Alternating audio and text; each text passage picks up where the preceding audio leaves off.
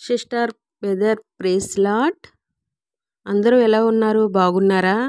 ఒక సిస్టర్ అంటుంది, మ్యారేజ్ చేసుకోవాలి అంటే దేవుని చిత్తము ఉండాలి అంటున్నారక్క. అసలు దేవుని చిత్తం ఎలా తెలుస్తుంది అక్క అంటుంది.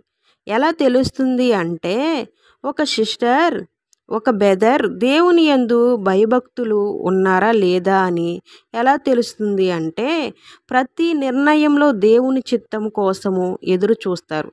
ఆయన్ని డీల్ చేసే విధానంలో, ప్రతి ఒక్కరితో మాట్లాడే విధానంలో, ప్రవర్తించే విధానము దేవుని నన్ను చూస్తున్నాడు దేవుడు అనే భయభక్తులతో సంభాషణ, దేవునికి లెక్క అప్పచెప్పాలి అనే భయంతో ఉన్న వ్యక్తి దేవుని యందు భయభక్తులు కలిగి విశ్వాసి అని చెప్పవచ్చు. సిస్టర్ బెదర్ అందరూ చెప్తూ ఉంటారు, నేను విశ్వాసిని, నాకు విశ్వాసం ఉంది అని. కానీ దేవుని యందు భయభక్తులు కలిగిన వ్యక్తి ఉన్నారా అంటే, భయభక్తులు ఉందా లేదా అని దేవుని యందు భయభక్తులు.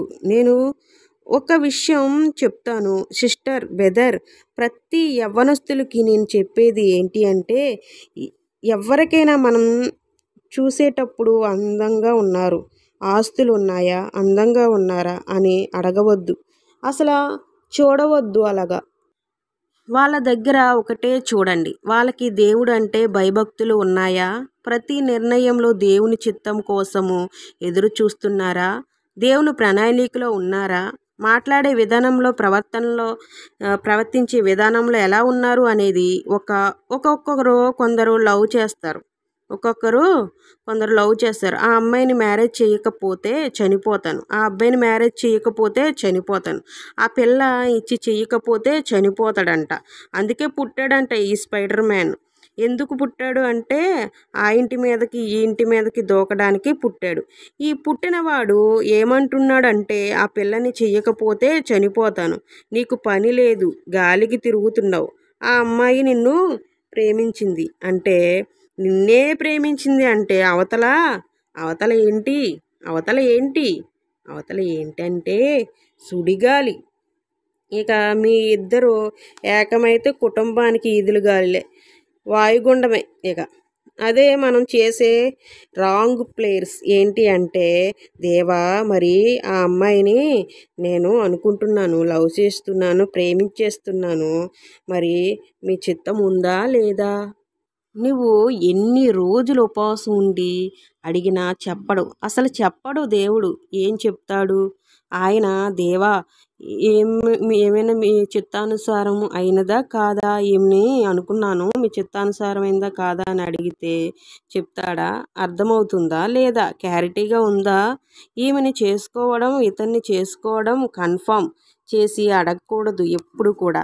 ఎలా అడగాలి అంటే, ఇతన్ని చేసుకోవడం మీ చిత్తమా కాదా అంటే ఎలా అంటే, బైబిల్లో వివాహానికి బోర్డర్స్ ఇచ్చారు, బైండింగ్స్ ఇచ్చారు. ఆ బైండింగ్స్లో దేవుడు మనకు ఏం చేశాడు అంటే ఫ్రీడమ్ అనేది ఇచ్చారు. దేవుడు ఎప్పుడు కూడా స్వతంత్రాన్ని భంగం చేయడండి సిస్టర్ బ్రదర్, గుర్తుపెట్టుకోండి. దేవుడు నీవు పుట్టక ముందే నిన్ను ఏర్పరిచిన దేవుడు, నిన్ను తయారు చేసిన దేవుడు, నువ్వు పుట్టక మునిపే దేవుడు నీకు భాగస్వామిని ఏర్పాటు చేశారు. దేవుడు ఏర్పాటు చేసింది బహుశ్రేష్టమైనది. కానీ దేవుడు చిత్తానుసారమైన అమ్మాయి, దేవుడు ఏర్పాటు చేసిన అమ్మాయి కోసం వేచి ఉండాలి. వేచి ఉండి సహనముతో ఎదురు చూడాలి. దేవుడు ఇస్తారు.